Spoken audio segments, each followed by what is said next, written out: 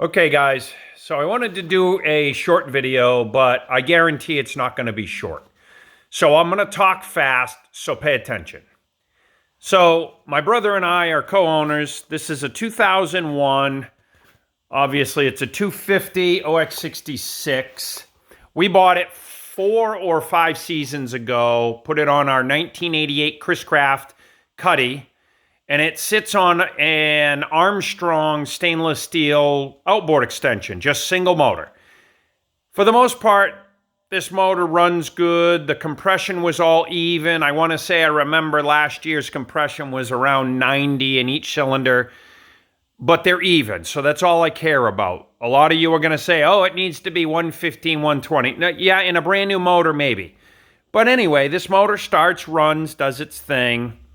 It's got and it came with this. It came with a 4-blade 19-pitch PowerTech prop, and I think that definitely makes this outboard do what it does so efficiently. But anyway,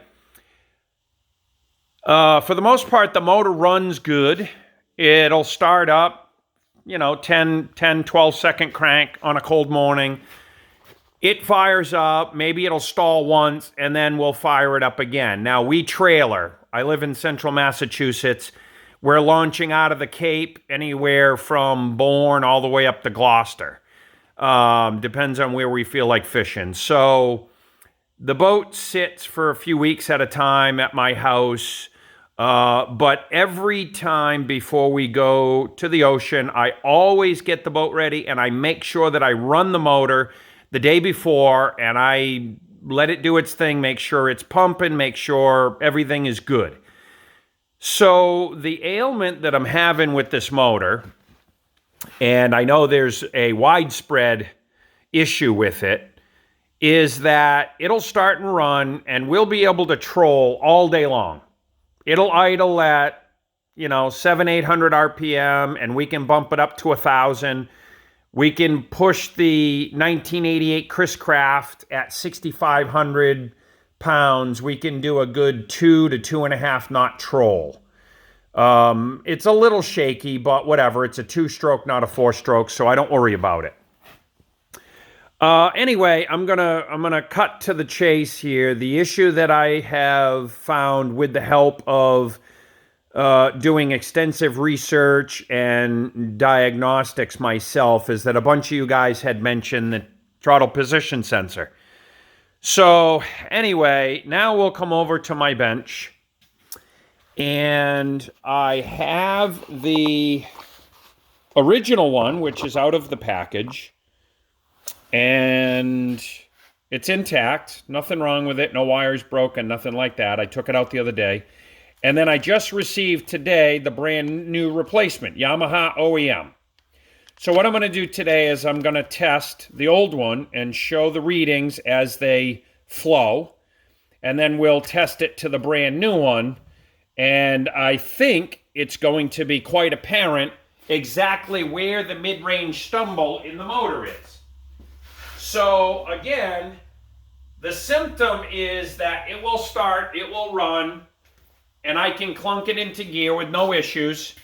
But it's when I'm rolling throttle, the tachometer climbs up, and once it hits about 1,600, this motor just starts to shit, fart, puke, gag, and just like it's running on one cylinder. It's bad. It shakes the whole boat.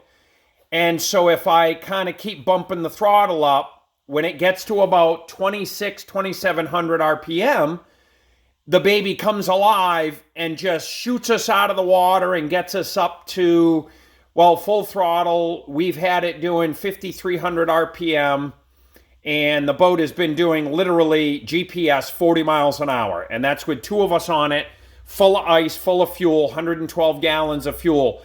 So she's definitely still got the power, but it's that mid-range that is annoying as anything. So again, I've been told that the TPS, showing by the readings, we're going to do a resistance check between the pink and orange wires. And I'm going to show you now what is happening. So again, I'm going to try to speed it up a little bit. So, and I don't think it matters positive, negative on the ohms check. But what happens is I'm going to dial this counterclockwise back to what would be considered idle. I'm going to clip one lead in on the pink wire, one lead in on the red wire, and as you can see, we have an ohms reading of 0.47. Now, as I roll this throttle, this number should climb steady as I'm rolling. But what you're going to notice is you're going to see that number start jumping as it's climbing. It's going to jump backwards, and then it's going to go forward, and then it's going to go backwards. And then at some point, you're going to see it jump into the triple digits, and then it's going to do what it needs to do. So without further ado, here I go. I'm going to start rolling throttle. So as you can see, it starts climbing, but I'm barely touching it. And as you can see, it jumped into the 80s and 70s and then back to 60, up to 70, back to 60, 60, 70, 60. This is where I'm having my stumble. And I'm rolling this TPS and it's going up and up and up, and then it keeps jumping back. So this is the confirmation that the TPS is no good. And then as I keep rolling, it's stuck in that general area, and then all of a sudden you'll see it go bam, triple digits. Ready? Here it comes, and bam. Now it starts climbing, and there's my wide open throttle right about, I think it's 13, 14, 15, let's see, 16, 17, 18, 19. Okay, so once I roll past 19, so that would be full throttle right there. So we're, well, 1.8 ohms. So then we roll it backwards, and we can go all the way back down to our idle in the 40s. All right. Now, I'm going to pause the video while I switch to the new one. And as you can see, I swear this is still sealed, stapled. I did not do this. It's brand new. I just got it 10 minutes ago in the mail. So I'm going to open it up and we'll hook it up the same way I have these hooked up so that we can check the pattern with the brand new one, and hopefully it makes a difference. So stand by. Okay, so we're back. And again, I'm sorry the video's so long, but so I have this hooked up the same way. There's the pink and orange wires, my two back probe pins, and positive, negative.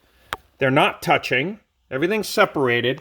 But now, with this dialed all the way counterclockwise, now my idle reading is 128, not 0.43 or whatever it was. So now let's see what happens when we roll throttle and see if it does anything stupid. So as you can see, I'm going to hold it as steady as I can and just slowly rotate it clockwise.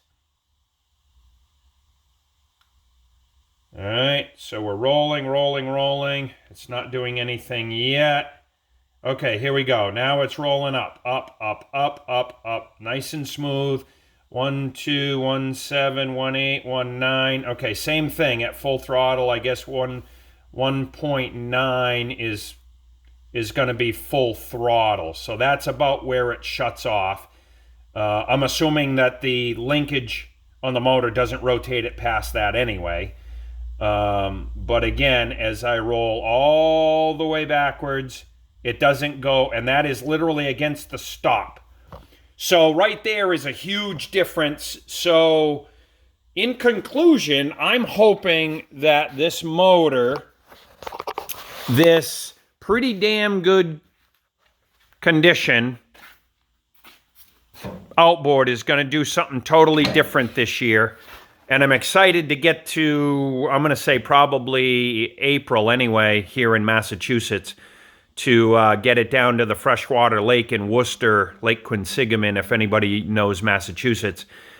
We do our annual sea trial down there. We get the boat out of storage, and we go down there and we send it back and forth a few times and just make sure that everything works. So I hope this helps everybody. I am 99.8% sure that this difference in the way this is reacting is going to make a big difference. So again, rolling, rolling, rolling, rolling, and then when it gets to whatever, 1.9, it shuts off. But again, I think the linkage doesn't spin it that far anyway. But the difference right off the rip was the old one, and if you look, they're clocked the same, but the old one had an idle reading of 0.043 or whatever it was.